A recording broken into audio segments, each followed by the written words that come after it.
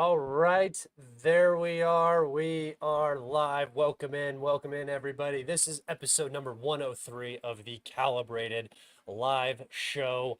I am Scott, obviously, you know that. If you guys wouldn't mind throwing up where you guys are from in the chat, it's our tradition here on the Calibrated live show.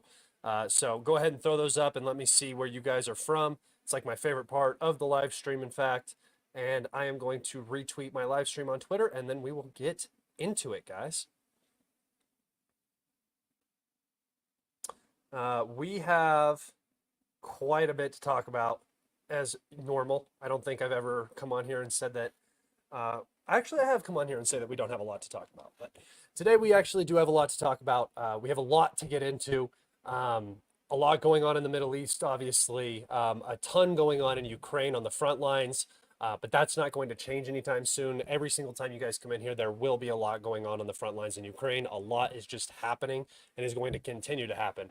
We have some rumors of some breakthroughs. We have some salients that are developing rapidly. The situation continues to deteriorate, and we will cover all of that in today's episode. Guys, first and foremost, thank you so much for being here. Thank you so much for just supporting me with your time and your energy. I know that you hear this a lot from different YouTubers and stuff, and it's weird for me to say it because I've heard it a lot from other people and it sounds cheesy and fake, but I really do appreciate everybody in here watching and supporting. If you guys have not subscribed, could you please go and click that subscribe button? That is the easiest way you can support me. We are almost to 30,000. That is my goal by the end of October. I want to make it to 30,000. Let's make that happen. A like is also free. And it takes none of your time. So if you like my show, you want to support my show, you can do so there. If you want to find more of my work and follow me on other locations, go to the link in the description of the YouTube video. You will find my Telegram and my Twitter, where you will find constant updates on my live streams, on all of my videos I post, as well as constant updates on the war in Ukraine and global wars, global news, everything. And if you want a more video content, you can go to my Patreon, sign up for free, and get access to all of my demonetized series on my Patreon. If you wish to support me financially there, thank you so much. I appreciate all of my supporters over there. You guys are making this show happen. You're killing it. Thank you so much. And by the way, I just got a report that my back-ordered microphone, audio interface and everything is going, and arm, I got an arm too, is going to be coming in. So I will be moving my desk probably before the next live stream into my new studio room that I've been getting set up. It's not going to look much different to you guys, but it's going to be a lot better for me. Yeah, so studio quality audio coming in soon. You won't have to listen to this old $30 thing anymore, all right? All right, guys. We have so many updates to talk about, so we're going to go right into the updates right away. I hope everybody's doing good. Oh, here, let me look at where we're from here. Let me look. Did anybody put anything? New Jersey, there we go. Bangkok, Germany, Ontario, Canada. Wait, no, Ononetea. It looks like that's supposed to be Ontario, but I don't know. Libya, nice, man. That's the first time I think I've seen Libya in here. Netherlands, awesome. Florida, hurricane. I have a friend in Florida right now who's about to get hit by that Category 5 hurricane, so should be pretty good. And I think you guys have another one lined up immediately after that. If you guys don't know, the situation on the eastern coast of America is pretty rough right now. We just got hit by Hurricane Helene, and now Hurricane Moriarty or Memphis, or starts with an M, is coming in, and it's going to do some pretty significant damage to the Tampa area. So that place just got hit. Everybody's crap is outside from being water damaged. All that crap's going to wash away. It's going to be a nightmare scenario. But yeah, North Dakota, Toronto, Nigeria, Antarctica, Los Angeles, Virginia, Lima, Peru. Awesome. From Lima, UK, Earth. Same, brother, same. All right, guys, let's go ahead and get into it. We got enough people in here now. Let's go ahead and get this show started, shall we? If there's anybody new in here that came just because of the timing, welcome. This is Calibrated episode 103. The title of today's show is 2 Kilometers from Calamity, and that is going to become very, very clear as we get into these updates. Okay, so starting off, we do have reports of Russian progress in this area just south of Zdruzda. Likely, the Russians are going to try to push up against this Reka Pasel river right here and sort of push the Ukrainians back behind that river line. Again, I'm not updating this map super aggressively. Lots of gray zone, lots of fog of war, not really standard constructed defense lines, not really very stable lines in any given way. The important aspect of the Kursk operation is that the Ukrainians can't hold what they need to hold in the east, and they continue to reinforce this failure in the north due to political reasons. It's pretty much all you need to know about the situation in Kursk. Hasn't changed much. Ukrainians are getting hammered in this region. Ukrainians are getting hammered in the Sumy region by Russian aviation as well. This is just a fatal mistake, and it continues to go on. Like I said, it is now the Krinky. The Ukrainians love to do this thing where they put themselves in a really bad situation and then they never ever leave it. No matter how much they've sunk into the loss, they're going to continue sinking into it. So that's the situation in Kursk. The longer it's open, the longer the wound is going to bleed for the Ukrainians. In the Lipsy direction here, this is just a report. We have reports that a large Russian armored convoy was in this area preparing to head in some direction. It sounds like they're going to head towards Lipsy, at least through maybe this residential area right here. And there has been a massive artillery preparation of this area. The Russians do seem like they're getting ready to advance on multiple separate fronts. There have been multiple large artillery preparations in a number of areas. We're going to go over them. I think the Russians are about to make a big push before the onset of the muddy season. I do believe that the Russians want to close the Hrinky pocket before that time. They want to make as much progress to the Oskol so they can close the Oskol during the muddy season, the bridgehead, and they want to likely capture Toretsk in that same time period. So Vuhledar is done. The next major objectives are on the docket for the Russian armed forces. Here in the Pashani area, there has been progress up in these fields right here. Something along the lines of an advance through these fields. We have not got geolocations, or I have not received a geolocation from this area, so that will wait. But there is progress to the north here. Again, further expanding out this penetration to the Oskil by the Russian armed forces. And it does really look like this pocket is going to be in some serious jeopardy, and then this pocket will close slowly over the muddy season as logistics become next to impossible. And as foliage drops off the leaves, the Ukrainians are going to have a much harder time defending specific positions in this area as the foliage begins to drop. To the south, the Russian forces have expanded their crossing over the Zhibiets River here. This is important because this is now creating a bridgehead for them. The Ukrainians seem to, again, be very weak in this area. Remember, logistics is very tight up here with this large, wide crossing of the river. It's hard to get logistics across here. So expect, again, the Oskol region. I have a couple regions that I'm really expecting the Russians to push out here very soon. Kursk, I expect to be dealt with by probably November. The Vovchansk area, the Kharkov incursion, I expect the Russians to reactivate here and begin to at least force the Ukrainians to defend this area heavily. And then the Oskol River region, I expect the Russians to push out before December. All right. Moving down to Chasev Yar, we have progress in Chasev Yar for the first time in a little while. If you remember, a lot of the focus was up here in Kalanina, crossing the canal and focusing on this high ground. As that happens, obviously, Ukrainian lines are going to get weaker in areas where the Russians should not progress. They begin to progress. And that's what we're seeing in the center of Chasev Yar. Again, this is bad news for the Ukrainians. If the Russians are able to establish themselves on this side of the canal, there's just really, it's going to be very difficult for the Ukrainians to defend this. This town is less dense than, like, say, Toretsk. And the Russians should be able, if they are able to reach this industrial zone, Chasev Yar is all but done. So that will be a very big deal. And I think this is going to happen a lot quicker than people sort of expect. There's not a concerted Russian effort to push in this area, at least right now, as far as we know. And anything you see gained is just due to lack of Ukrainian presence, really. It's an active defense situation on this front. So a little bit of progress, nothing overly substantial, but it does create a larger area for the Russians to cross over into Chasiv Yar proper. Okay. Still no progress along this canal here. I had expected a little bit more Russian progress in this area, but again, it is just sort of an active defense along this front.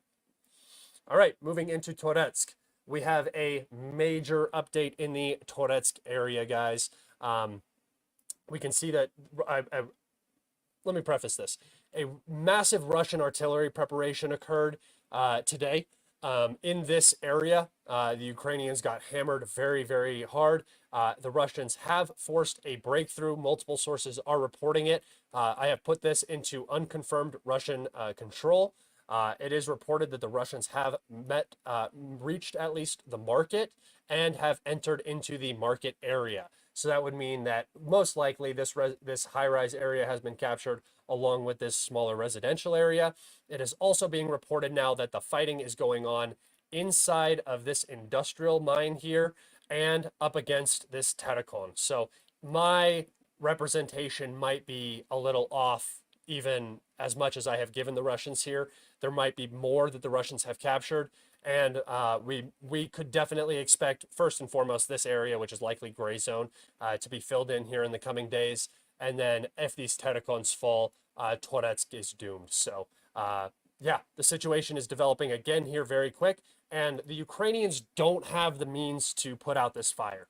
They're focused on Vuhledar, they're focused on Pokrovsk, they're focused on Kursk.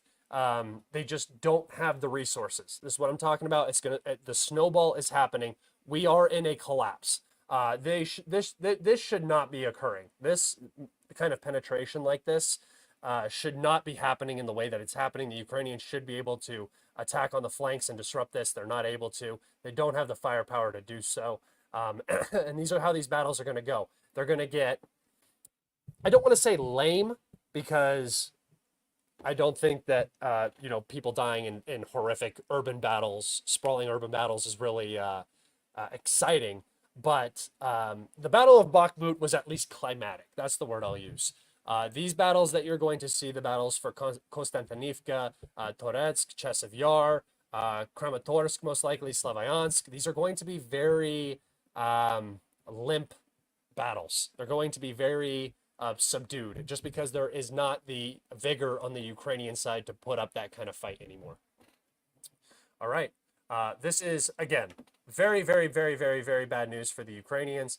If Toretsk falls, the Russians are going to be able to, again, blossom out of this area, likely capture a lot of this this flank area here of Toretsk, capture a lot of these open fields, and basically push the front line up to this road.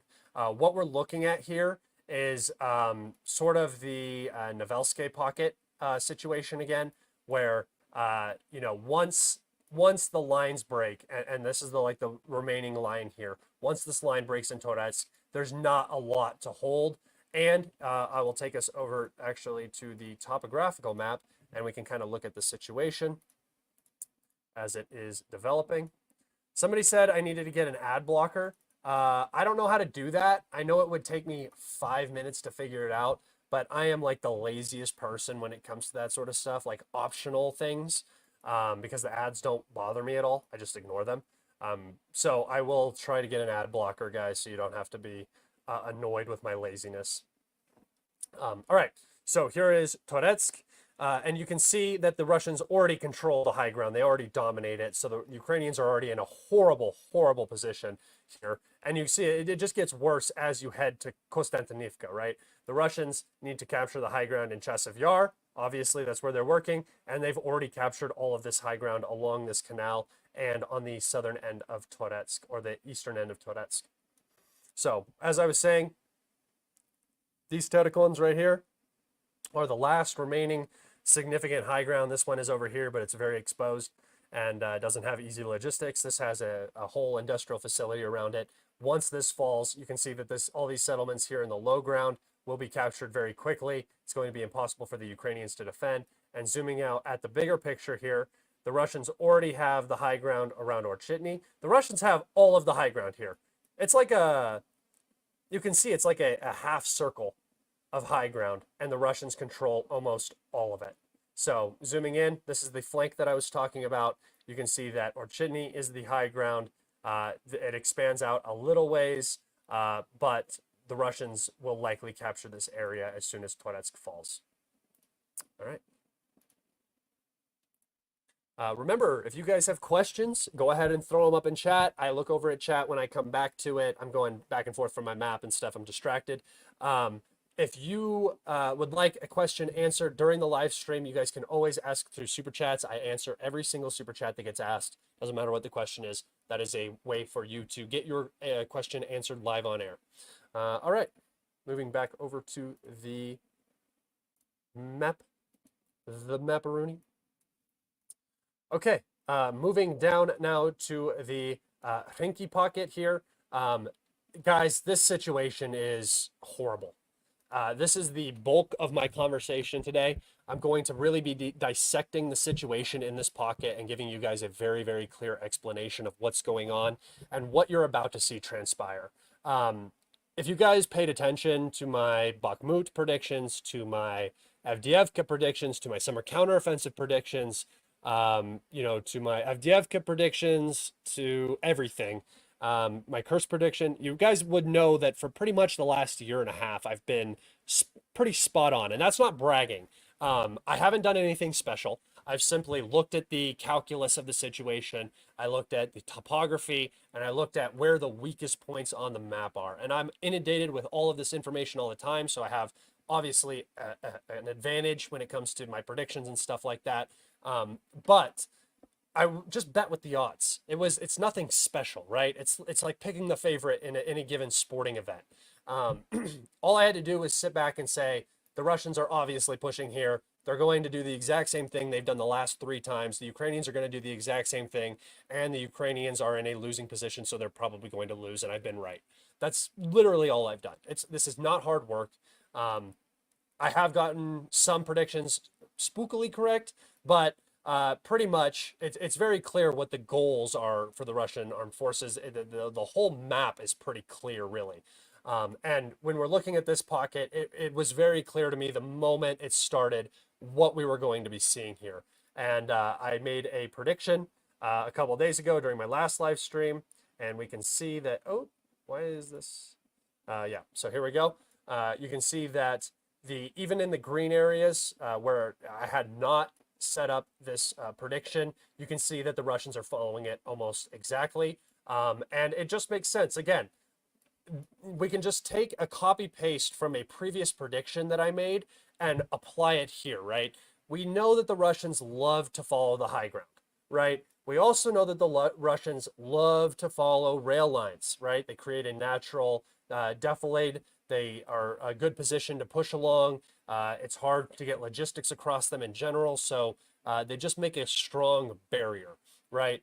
And that's what we saw up here in the Orchitny direction, right? As soon as Orchitny here fell, the Russians progressed along this railroad almost exclusively until they broke into this defense line, and then the whole thing opened up. These pockets down here closed, and the whole situation got much worse for the Ukrainian armed forces.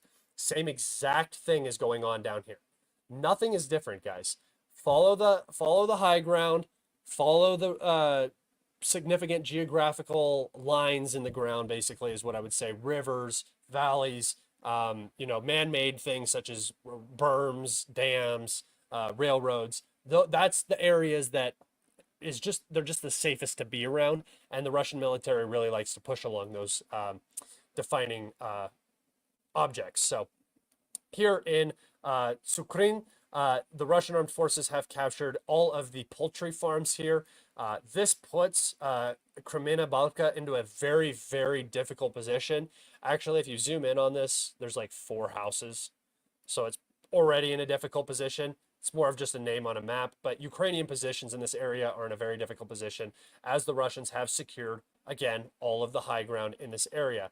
I'm actually going to take us over to the topographical map just so I can really drive this point home for you guys as to how important the high ground is. And it's also going to come into play as we begin to talk about this pocket actually closing. So, all right, I'm going to take this over there now.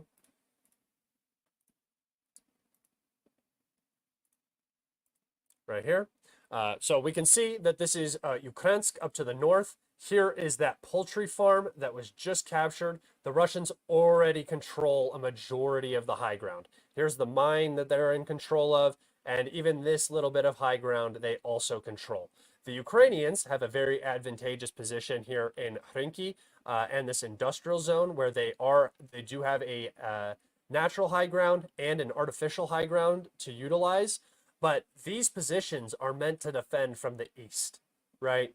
They're not meant to defend from the west. So the Russians are already up here in the north. They're already in the back. They're already in Novoselidivka here.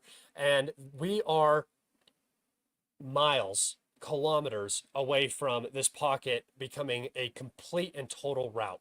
I'm going to take us back over to the map, and then I'm going to bring us back over to the topographical map just to show you guys what I'm talking about here.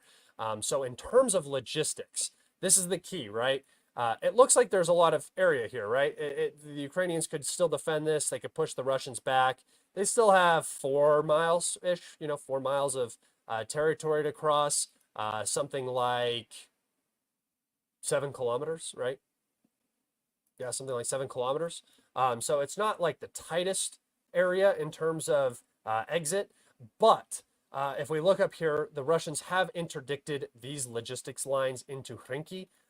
They likely interdicted them previously with fire, but now they are physically cut.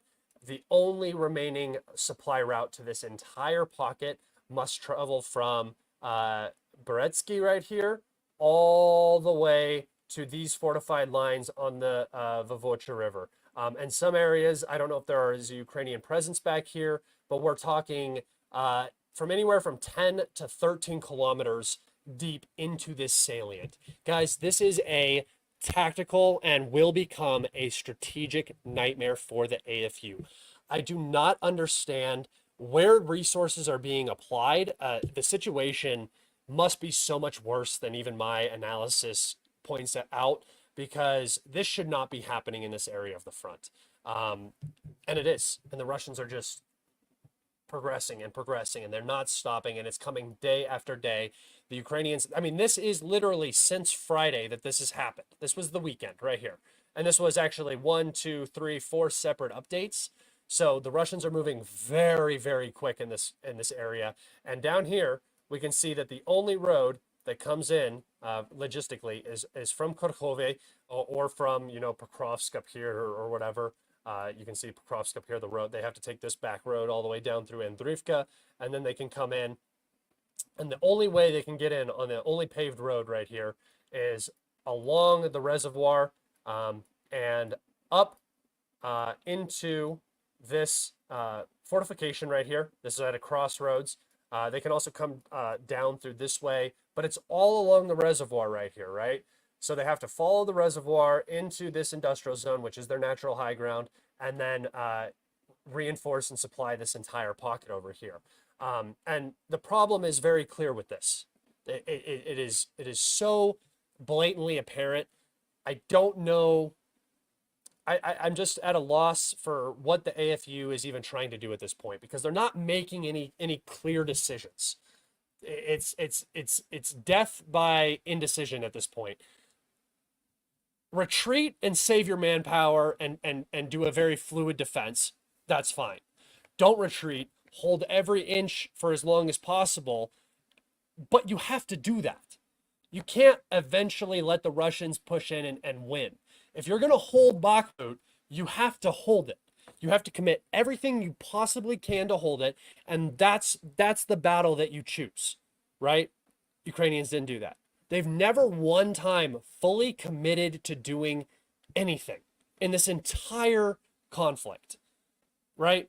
Past maybe Kharkov and Kherson, but even Kherson was, you saw a half commitment, a brutal stagnation that they sat in for months, and then only after they ruined Russian logistics were the Russians forced to retreat, and then the Ukrainians moved in, right? That has never really happened for the Ukrainians. The Ukrainians have never been in a position where their logistics has been so hampered, besides letting themselves get encircled, right, that they're forced to leave like the Russians were. There was not a large amount of Ukrainian pressure on them. It was just the potential for future Ukrainian pressure forced the withdrawal. That is this situation right here, right? Right here, that is the situation in this pocket. The Ukrainians should have retreated weeks ago. The problem is they don't have defenses back any deeper. So they're trying to commit in this area, but their commitment is only serving to intensify the pain and hasten the loss that is coming for the AFU. They need to leave this immediately. Immediately. The amount of morale that was lost from the Vuhledar incident, and that was a week ago.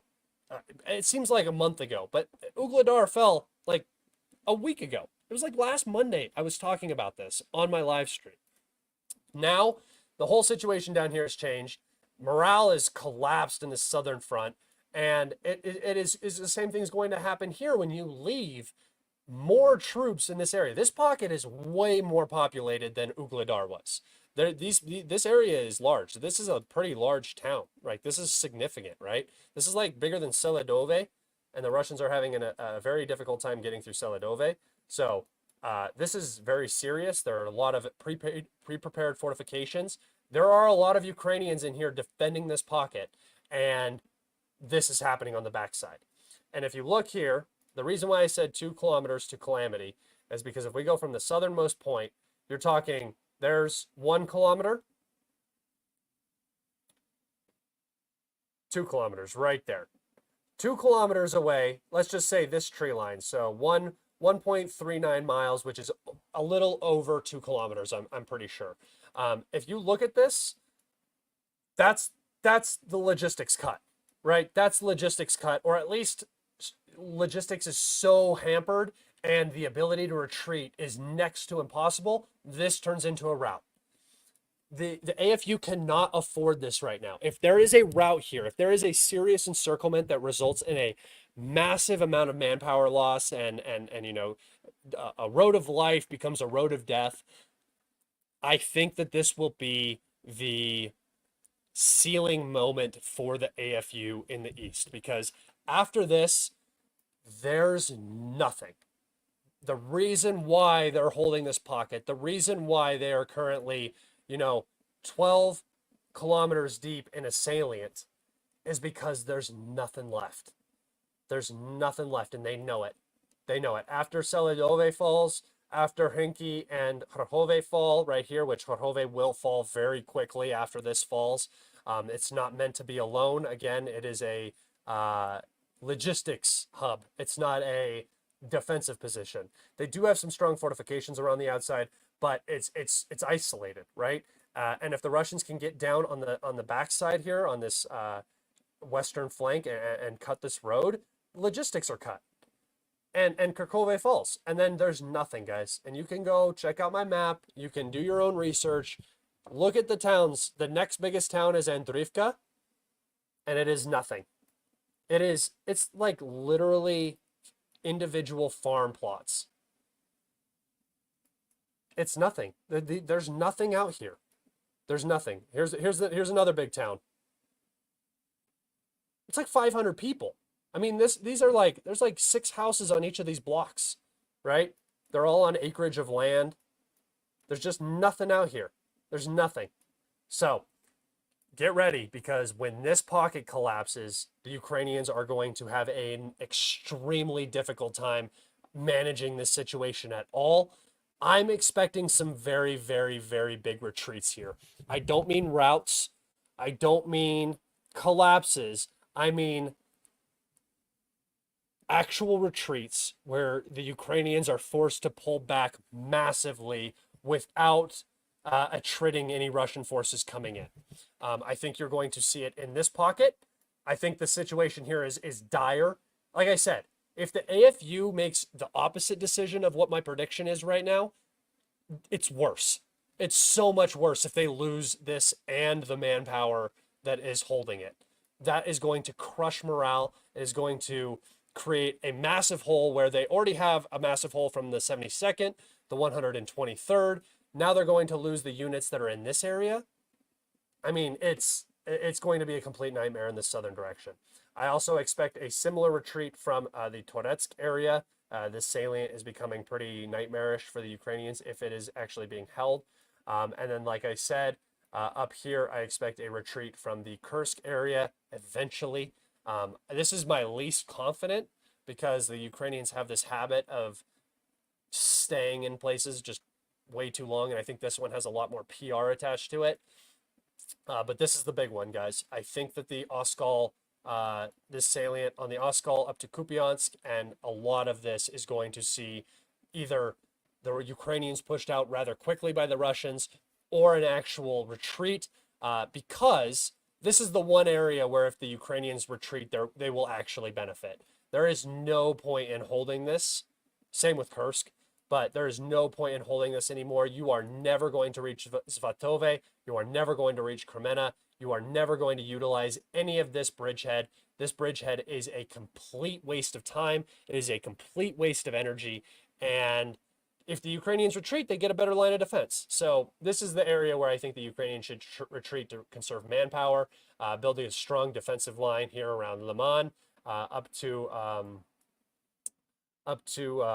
the town of Oskil, and then up to Izium. Just really build up this entire line and hold the Russians in the Oskil region, east of the Oskil River, if possible. But again, are the Ukrainians going to do the smart thing? Who knows? Probably not, because the PR is more important. Okay, moving down here, just a small Russian advance here north of Konstantinivka. Not amazingly impactful. However, it likely means that the Russians are about to enter Antonivka, which is going to put an extreme amount of pressure on this salient. As I said, I do expect a Ukrainian retreat from this pocket that is cut off by the... hold up. Wait a minute. We have the Solodica River, and we have the Shkuyali River here. So two separate rivers. But this pocket, I expect to see a Ukrainian retreat from as the Russians push into Antonivka. Okay. Last but not least, the Russians have advanced along this highway from Vuhledar again, have captured the locality of Zoloda Nyava. If you guys remember, the Russians had previously advanced into this area. We had geolocations of them out here. The Ukrainians counterattacked. That was before all of this ended up happening.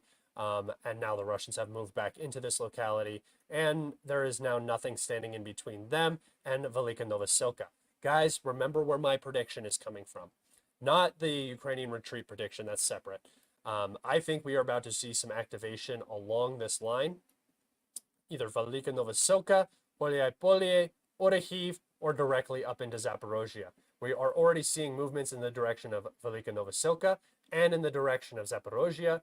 Here we can see that the Russian armed forces have crossed this bay here, or this delta. If you zoom out, you guys will remember that this is dry. You can see the river does not even run to this location anymore. So this is just dry land, or plants, or whatever, shrubbery or anything. So the Russians have crossed this sort of open area and have entered Kemansky in the Zaporozhye region, advancing up, but this is not as significant in my personal opinion. I think the more important push would be for Orehiv, Polyai, or Velika Novoselka. All right, guys, that is it for the maps. I don't have any articles to write today, so why don't we just do a little Q&A, chat, relax session. We're only 33 minutes in. We can talk about all sorts of stuff. I'm going to talk about the Middle East just a little bit. I'm just going to touch on it. Nothing has really changed that we have seen. Israel's adventure into southern Lebanon appears to be going pretty terribly. They are now giving the Lebanese the Gaza treatment, leveling places, and they are targeting weapons facilities and stuff like that as well. But as we know, those weapons are usually placed in civilian areas because that's the only way that Hezbollah would ever be able to keep them alive from F-35s, and Israel chooses to go through those civilians. So that's sort of the situation that's developing. This is what we knew was going to happen. The IDF is not a strong ground force. They're not. They look okay when they're beating up on Hamas in an open air prison, but they're not very strong up against a real military force. Hezbollah's infantry is a real military force that have trained exclusively for this single event. And the losses on the IDF side sound bad. Again, so much censorship and fog of war around this area. We don't know exactly what's going on, but we can likely determine that things are not going good because they're not posting maps. If you remember Gaza, we had maps day one of Gaza about how far the Israelis were pushing in and everything. We have not got a single map from southern Lebanon. There are rumors that from Channel 12 in Israel, which is has political connections, as well as from Washington, that is the Israeli retaliation for the Iranian ballistic missile strike will come soon, and the world is just sort of waiting with bated breath. Israel now has the cards in its hand, and it is going to decide whether we enter into a regional war in the Middle East or if it is contained to southern Lebanon and Gaza. Will they strike nuclear facilities? Will they strike oil? I think, me personally, I would probably go after nuclear facilities. You're already going to do it, right? If you go after oil, there's no way Iran doesn't go after targets in Israel, right? There's no way that Israel isn't going to get hit by ballistic missiles. You might as well take out your one major threat before the war starts. That's if they are committing to a war. If somebody in Washington has told them the rub and they know that they can't win because they're not going to win if they go to war with Iran. I'm not saying Iran's going to win. Iran's probably going to take a major beating. There might be regime change, very possibly. The U.S. will probably get involved, and it's not going to be good for Iran, but it is going to be horrible for Israel. Israel is going to be put in such a bad position, and as this war with Iran happens, you are going to see the Middle East turn on the United States, most likely, and you're going to see a lot of the oil infrastructure in the Middle East most likely destroyed as well, and that is going to cause major extending issues throughout the global economy, most importantly to the petrodollar. So get ready. Like I said, from a military perspective, if you're going to start a war with Iran, you might as well conduct a large first strike that damages their nuclear facilities so they cannot acquire a nuclear weapon, as well as likely their economic sources, so oil as well. And I think that's going to launch us into a regional war. The alternative is that Israel does some half-assed retaliation like they did last time. They avoid the war. They continue to get beat up in southern Lebanon, and then they eventually lose, just like in 2006 and in the 1980s. And I don't think Israel can stand to do that. I think that Israel understands, and the West understands, that geostrategically in the Middle East, this is their last chance to gain control before Iran gains nuclear capabilities, or Iran is such a massive entity that they're not going to be able to take it out without, destroying the entirety of the Middle East. The goal for Washington is to force regime change, get Israel back on top, all of that, but they need to do it without committing to a wider regional war that is going to destroy the U.S. economy. That's sort of the balance that they're trying to maintain right now. But yeah, not a lot going on. We're just waiting to see how the Israelis respond. But now would be a good time to fill up your gas tank, go buy some extra food, make sure you have a plan. It's always a good idea. That's my recommendation. All right, so some questions here. AFU is playing the attrition war now that they are almost lost. Zelensky waits for Trump to make a good deal for him. It's hopium. Why is Russia army waiting for all of these pockets to close? They're not waiting. The goal is destroy the Ukrainian army in the east, where they take all of their logistics, have the longest route. This is where the Russians want to fight, is in the east. If the Ukrainians want to sit in a pocket in Vuhledar for days, why are the Russians in a rush, right? If they want to sit in the Kharkiv pocket for the next 4 weeks, if they want to sit in Kursk for the rest of the war, they can do that. They are the ones that are lacking manpower, ammunition, material, everything, right? They're the ones that do not want an extended front. You know what salients are? Massive extended fronts. You want a flat front line that can easily supply and defend. That's what you want, and they don't have that, right? So why close a pocket when it's costing your enemy something that they don't have to spend? You don't want that. Close pockets when there's no more Ukrainian army there and you don't have to lose thousands of guys in urban battles. That's my suggestion. And they're not really fighting the attrition war because they have no means to fight the attrition war. I mean, they could be trying to fight an attrition war, but they're not going to win it at all. There's no chance. The Russians are firing like 10-1 artillery shells at Ukraine now. I haven't seen a Ukrainian glide bomb strike, a JDAM, or a French hammer in a very, very long time. They're trying to get the Ukrainians the new is it JASM? It's the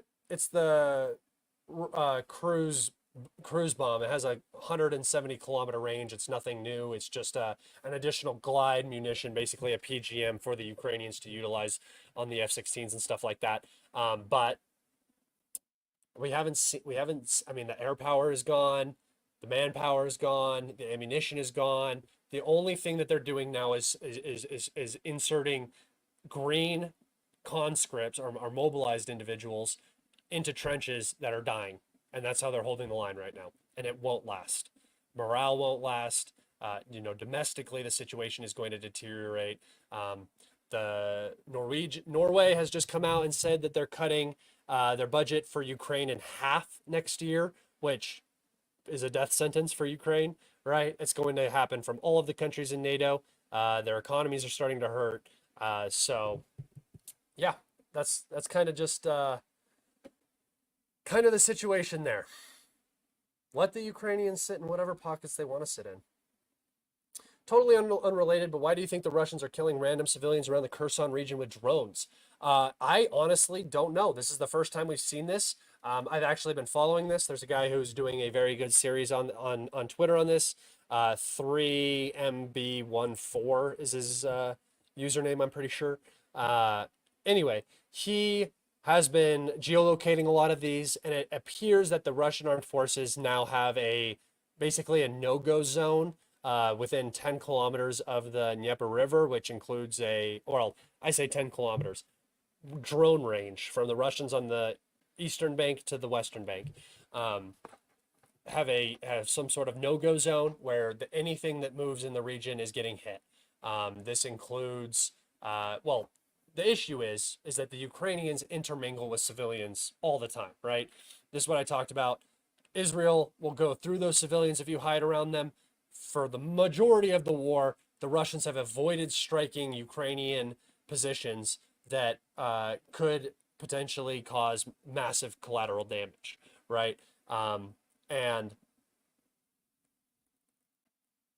that has been the rule throughout most of the conflict.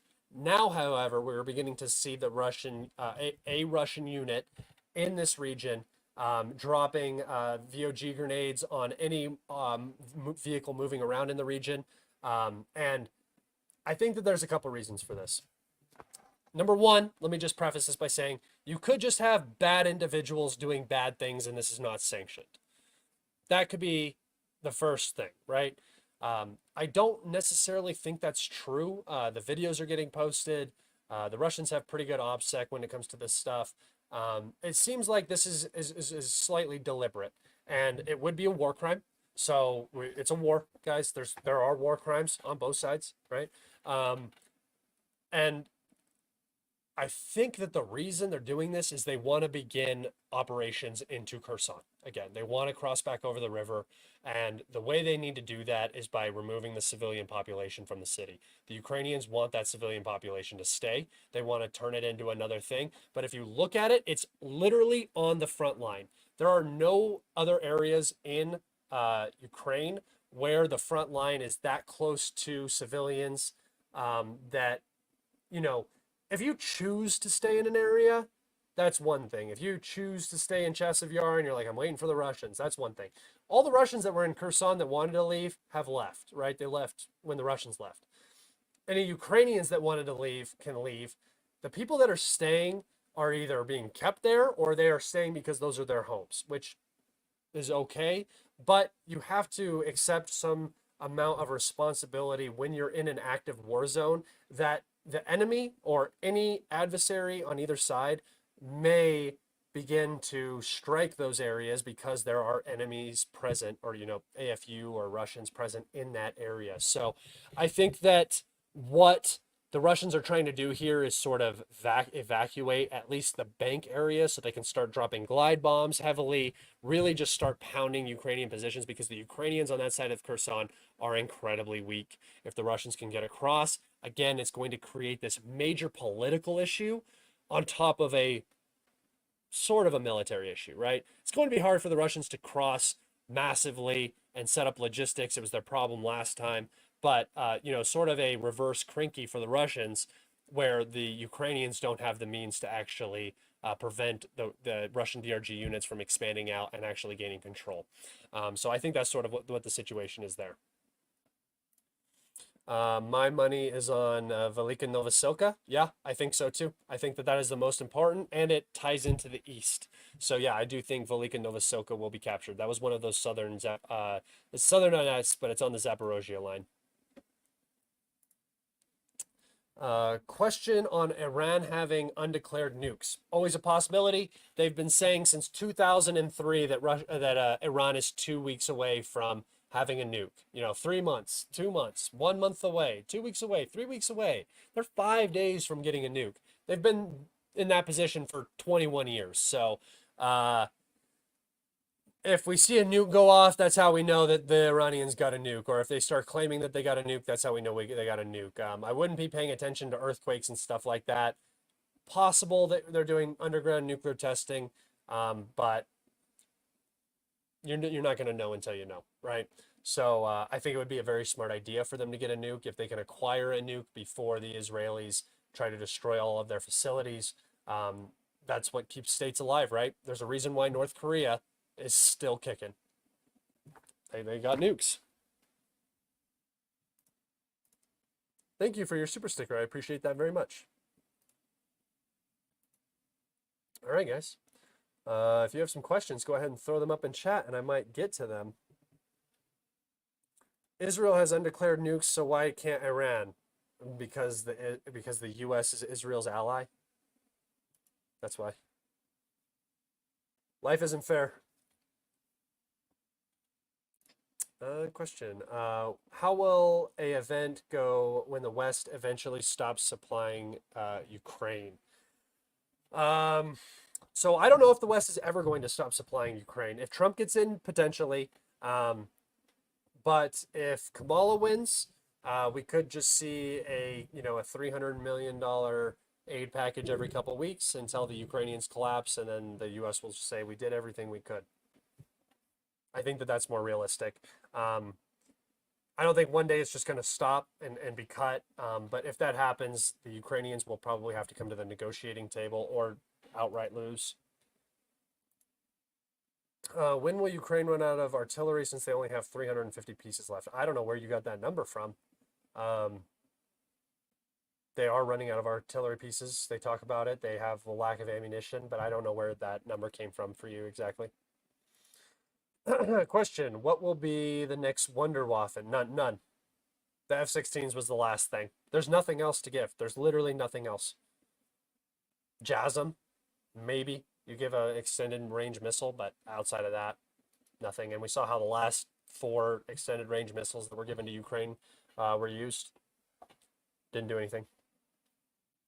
Are they knocking out power in Ukraine? Yeah. Glide bombs are striking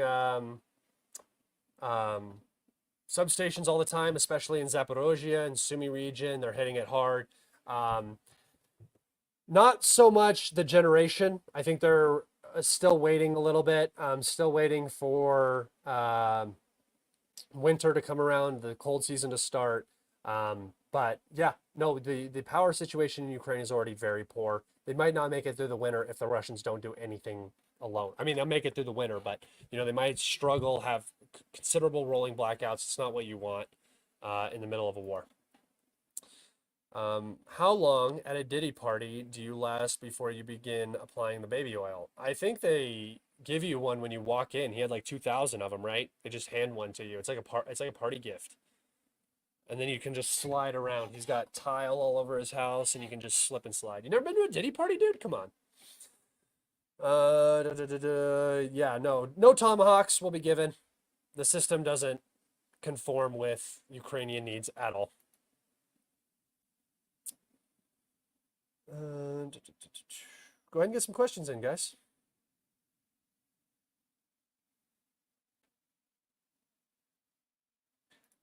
They can straight up just give nukes to Ukraine. No, they can't.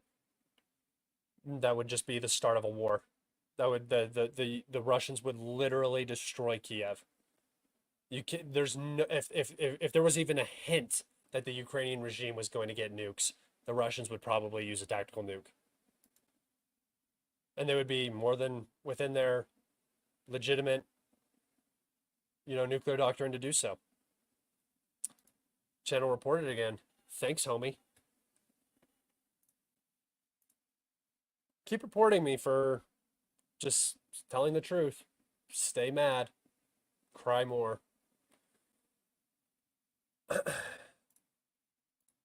Question. Seeing how good the Iskander is, why doesn't Russia just give it to Lebanon and Iran? Because that takes a long time, guys. This is not, you just can't send stuff places. You have to have people that are trained on how to operate them. You have to have logistics lines set up. It's not just like, oh, take this, have it, use it the way you want it. No. And there are geostrategic implications when you give weapons to people, especially if those weapons are used inappropriately. Is a large Russian winter offensive possible? Probably not. I don't think you're ever going to see large offensives anymore. It just doesn't make a lot of sense. You're just going to see the Russians, advance as the Ukrainians get weaker. And as they get weaker, it's going to pick up and pick up and pick up. And eventually it might look like a large Russian offensive. You're going to be like, whoa, wow, the Russians are capturing so much territory.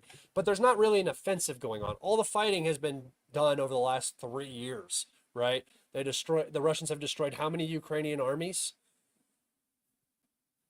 Right? And they're not getting another one. So when this one's up, that's when the territory comes. And I imagine you're going to see some cheesy negotiations or some regime change that results in negotiations in Kiev right before that happens.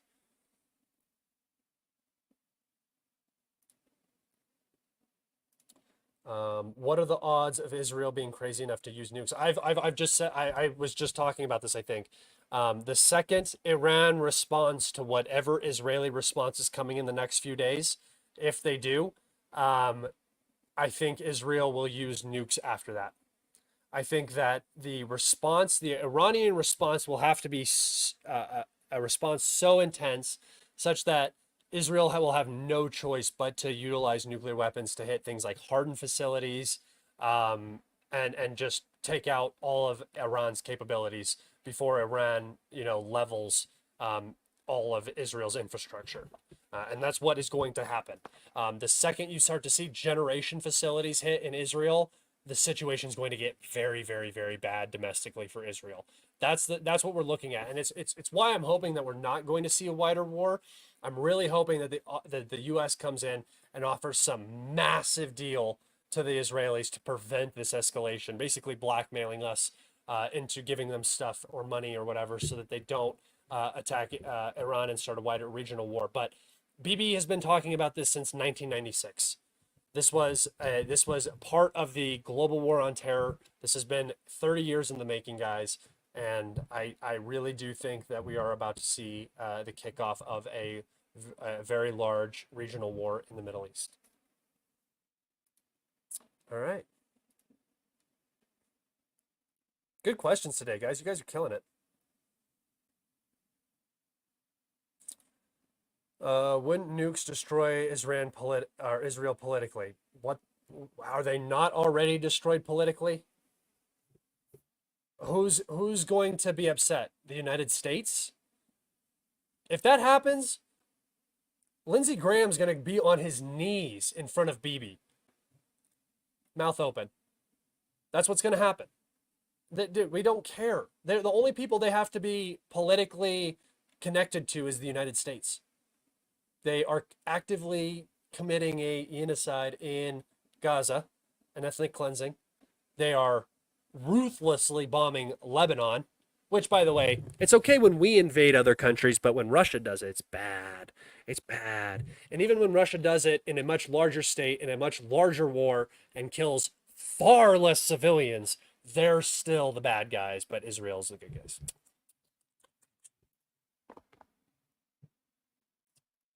Thanks for the update. Thank you for joining me, and thank you for your super chat or your super sticker earlier. I appreciate it. We should put our money together and give it to Ukraine. Go for it. Go for it. You know, all of that money is stolen, right? The Georgian Legion, that place you guys gave all of your money to, frauds, complete frauds. NAFO is crushing them. And I made fun of them the entire time. I was shitting on the Georgian Legion before it was cool. What's up? Who else? Oh, Pekka. Remember Pekka? He was paid by the Mirror Report. Remember the Mirror Report? They're in trouble too. It's funny how all of the projection from the pro-Ukrainian side about my grifting, you know, oh, me making content and getting ad revenue, I'm grifting somehow off of the Ukraine conflict. But people that are taking donations for Ukraine and then inappropriately using those donations for personal reasons, that's okay. Yeah, give all your money to Ukraine. Then you're poor and Ukraine still loses. So stupid, man. People are dense. Why not just retrieve the lost territory for the sake of the Russian civilians from that region? There are no Russian civilians from that region. There were like hardly any in that region when it happened. You guys do know that like the border areas on both sides are void of life because of the amount of shelling and military activity, right? That's sort of, there were a few civilians here and there and stuff like that, but for the majority, they've already been evacuated out of those territories. It's within artillery range. The civilians should not be there. It's the same goes for Kherson. There should be no civilians in the city of Kherson. There shouldn't. And I know it's their homes, but if, I mean, maybe in the far backside of Kherson, maybe, but right on the river within drone range, that's just, you're just putting yourself in a bad situation, whether you have many options or not. You have to make a decision to get you and your family out of there. When does Russia take Odessa? After the war's over. If Russia ever gets Odessa, it will not be taken with a fight, and there will not be a Ukrainian army standing in the way.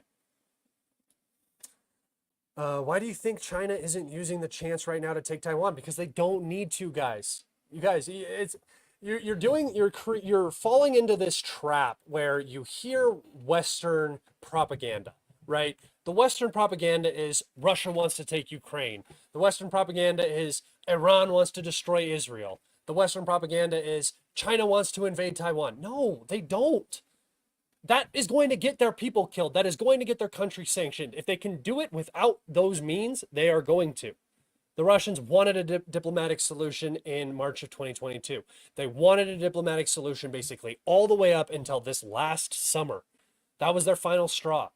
And even that last offer that Putin gave them was so much better than what he should have, right? The Chinese are the exact same way. The Chinese are thinking decades and in centuries, not days, weeks, months, and years like us. That's not how they think about their geostrategy. So invading Taiwan does nothing beneficial for China, especially when China is the dominant economic power in the region, potentially soon to be in the world, and Taiwan is a small island nation with a population. Worst case scenario, you would want to just embargo and surround the island and cut them off and then force their hand diplomatically. You don't want to invade. That's what America wants China to do. America wants Iran to strike Israel and go to war with Israel. Washington wants Russia to go into Ukraine, and they got it.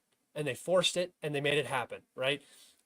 The West wants China to go into Taiwan. That's what they want. That gives them reason. It gives them purpose for being in these places when they should have no reason to be in these places. So don't fall into the trap where you are thinking that China, why isn't China taking the time? Because they know that 10 years down the road, when US hegemony is crumbling and Taiwan is not a real issue anymore, they're going to be able to take it back without a fight. Guys, play chess. Don't let yourself fall into a trap of playing Jenga with your enemy, because that's their game, right? They want chaos. They want collapse. That's what they want. That's what we want, us. Don't fall into your enemy's narratives and your enemy's traps. China does not want to invade Taiwan. The longer it doesn't invade Taiwan, the better it is for China. That's how Taiwan is not a threat to China in any sense of the word. Madalas again.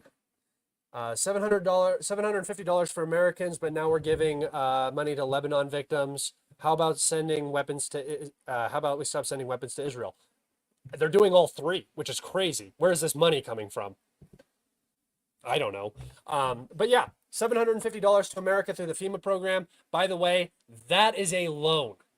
That needs to be paid back with insurance at the available time. So that is not $750 stimulus package into each of these poor American homes that are affected by the hurricane. No, this is a loan. This is a loan that will need to be paid back to the federal government. So it's even worse than that. And the reason why FEMA doesn't have any money is because they've been spending it all on migrant programs. And it's horrible. Send money to Lebanon? No, send money to the victims of Lebanon. Those are people that actually deserve help.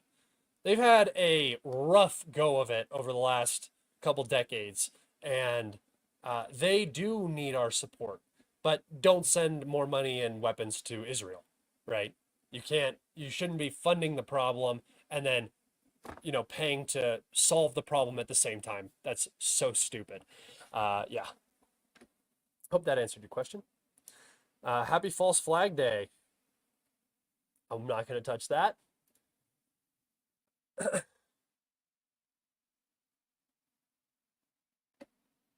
Send reparations to Vietnam. Again, a better use of U.S. taxpayer dollars than what it is currently going to.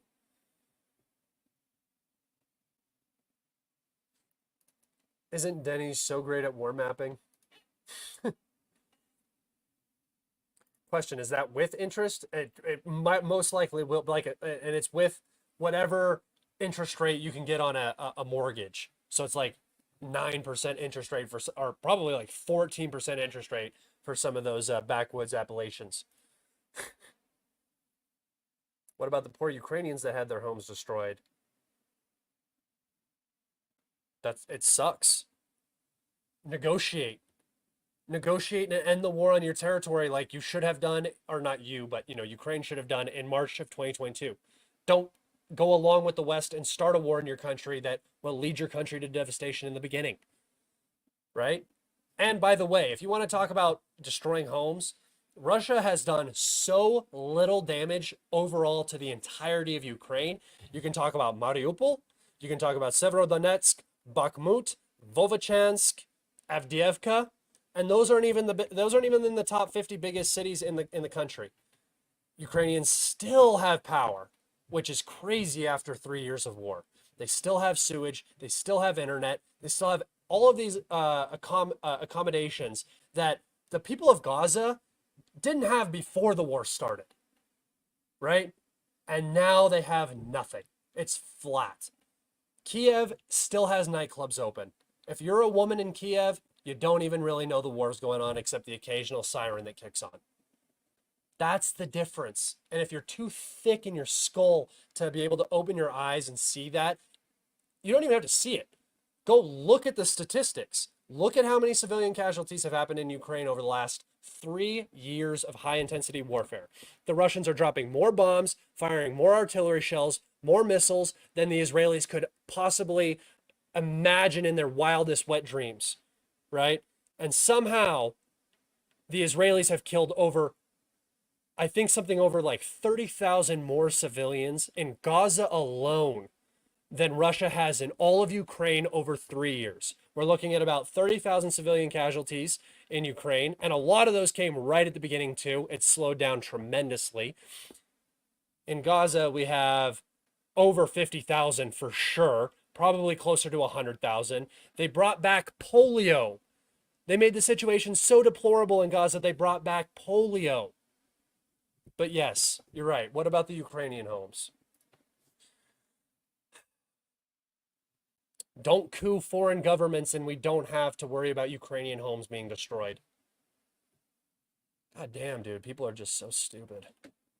Question. What would be the consequences of Israel using a nuke on the world stage? I think it would actually have a great benefit to a lot of actors. And that is super unfortunate. I think that crossing that line and entering into a tactical nuclear world where that weapon system is being used, depending on the global reaction to Israel and depending on how Washington reacts, I think we will just enter an age of that weapon being more politically viable, which is so scary.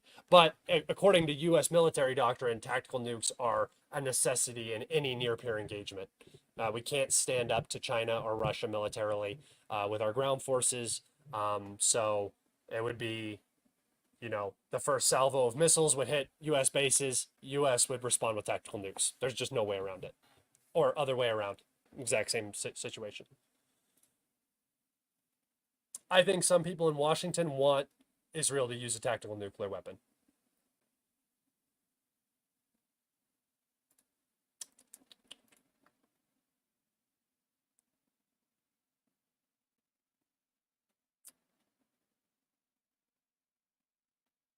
Fact check false. Okay.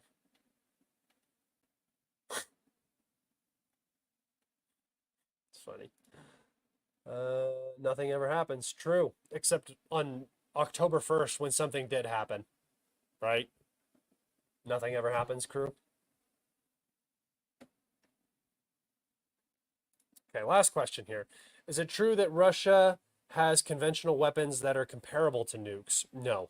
There's no conventional weapon that is comparable to a nuclear weapon. Unless you're talking about some sort of kinetic energy weapon, like a kinetic kill vehicle from space that has such momentum that it's like a small asteroid hitting an area, then yes, but I don't know if I don't think Russia actually has that. So, no, there is nothing comparable to a nuclear weapon. They have big bombs, but nothing even close. Okay, last one, just because I just saw this one. Oh, Christ. Okay, I have another one that I'm going to comment on because that is the stupidest shit I've ever seen in my entire life. Ukraine won't be given enough weapons to defeat Russia because that will make it more powerful than every other European army. No, that's not why. It's because they don't have the weapons to give to Ukraine for them to defeat. They've given every single spare nut and bolt they have in all of Europe, and it has not yielded any results. It's not going to happen. Sorry, guys. Here we go. I saw this one. Calibrated, Scott over there at Calibrated, that jokester. He should clarify that Gaza with an H, by the way. We got a Ukrainian here. Gaza's infrastructure is poor because money was invested in rockets, tunnels, and good life in Dora for a few. Absolutely not. That is not what's happening. I don't know what you think the Gaza economy was looking like before this whole thing kicked off. The people could not leave the city. They were not getting regular influxes of, like shipments of goods and stuff. It was an open air prison. The reason why the infrastructure was so poor is because it is Gaza, dude. It is Gaza. It is not because of a few grad rocket launchers. All of that money comes from foreign individuals. I'm not all of it. I'm sure there's some mafioso happening in Gaza, but no, you are wrong. The reason this has happened is because of a systemic crackdown on the literally open air prison that is Gaza. They can't go into Egypt. They can't go into Israel. They can't go out into the sea. Where do they go? You got 2 million people crammed into a small space.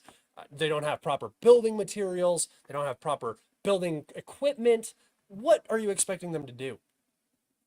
Get hit with JDAMs. That's what you're expecting them to do. And you're going to blame Hamas for 2 million people being displaced from their homes. Pathetic. Intellectually dishonest, and quite honestly, a pathetic position to take.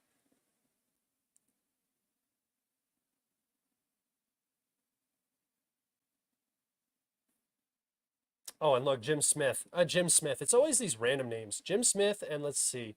Jim Smith and that guy was, what was his name? George? Yeah, George. Just bots. And if you're not bots, you think like bots, which means you're a bot. All right, guys, that's where I'm going to take it out. I love getting mad at dumb people in my chat. Thank you for all the not dumb people in my chat who are here supporting me. Love you guys. Thank you for all the people who don't support me, who are actually in here critically examining what I'm saying and coming at me with proper questions that I can analyze and then talk on. You guys are also awesome. The ability for somebody to watch somebody that they disagree with, not to antagonize and not to be dumb about it, but to actually learn and better their debate position. You are fantastic human beings. Congratulations, you made it to the apex of intellectual pursuit. Thank you guys so much for tuning in today. That takes us to 1 hour and 11 minutes. Please like, subscribe, give a comment if you guys can. It is the easiest way you can support me.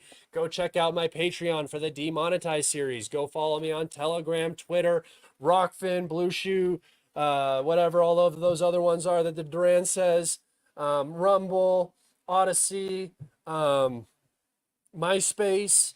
Check it out. I love you guys. Be safe. GDF has a video on Israel red line policy to deflate Gaza's economy. They even banned the entry of seeds to prevent agricultural growth. Yeah, you're preaching to the choir over here, buddy. I just said that exact same thing. So I appreciate you with coming in and actually lending a deeper explanation than I did. If these people did an ounce of research or actually cared about human beings at all, they would know all of this. They don't. So that's who they are. Thank you guys so much for your questions. Be safe. Have an amazing week. Depending on what happens with Israel in the coming days, live streams might become very, very consistent, guys. Things are starting to pick up very quick.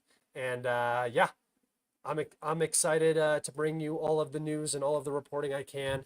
Be safe, guys. Have a great rest of your week. And I will see you on the flippity flop. What is this? Hey, Calibrated, you are moving the cursor and zooming in and out very chaotically. Yeah, it's because I have a gaming mouse. And this thing, I have it cranked up to max speed over here. And I have a gaming mouse pad. And sometimes that thing goes wah, wah, wah, wah, wah. So apologies. I'll turn it down on the next one. And we will figure it out. Take care, everybody. Have a great day. Goodbye.